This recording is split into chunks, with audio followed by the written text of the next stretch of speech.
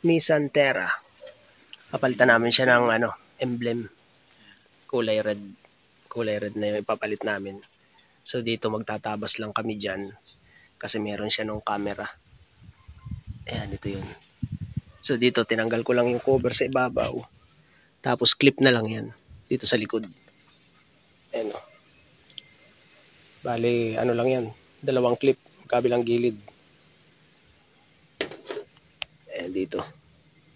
Pakita ko na sa inyo doon sa original. Dito mga boss, pagka natanggal nyo na yung clip dito, bubunutin nyo lang yan, ganyan.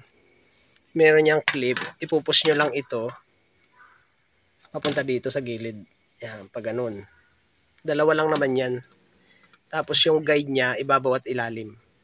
Yan. Tapos itong kanal na to, yan na yung tatabasin ko dun sa ipapalit kong emblem. Pakita ko lang sa inyo.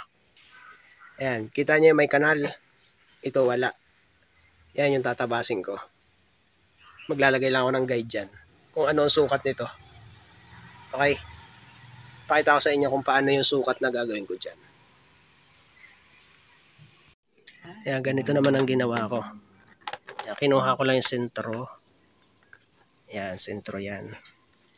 Tapos yan. Kinuha ko yung sentro. Tapos kumuha lang ako ng piso. Sinukat ko muna yan dito. Yan, sinukat ko muna yan pag ganun. Yan, dyan sa sentro na yan. Tapos saka ako sumukat ng panibago dito. Yan yung piso.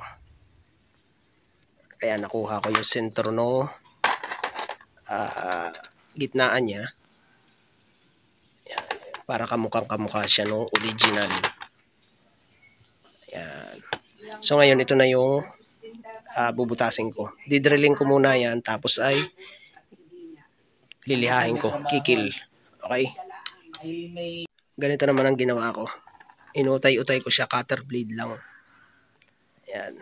Pag manipis na yan, saka ko na lang siya kikikilin. Yan, yung kurba na yan. Cutter blade lang. Utay-utay lang. Pag ganun. Diskarte nyo na kung paano kakatin yan. Ayan, nakatabas ko na. Ginamit ko na yung kikil na bilog. Ayan. Nagawa ako. Ayan, okay na.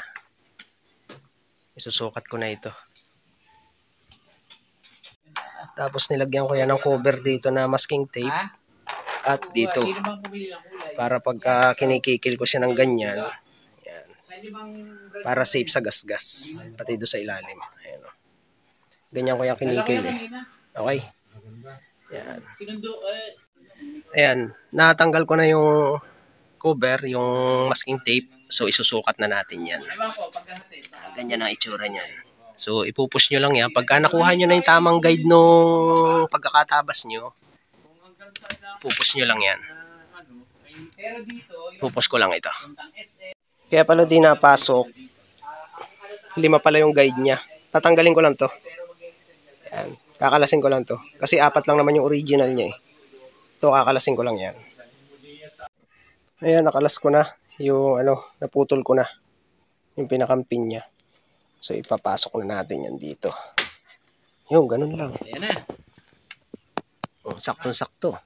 Saktong-sakto yung parang original din ano. Parang sinukat. Ay talaga namang sinukat. So ayan yung finish niya. Nissan Terra. Okay, thank you.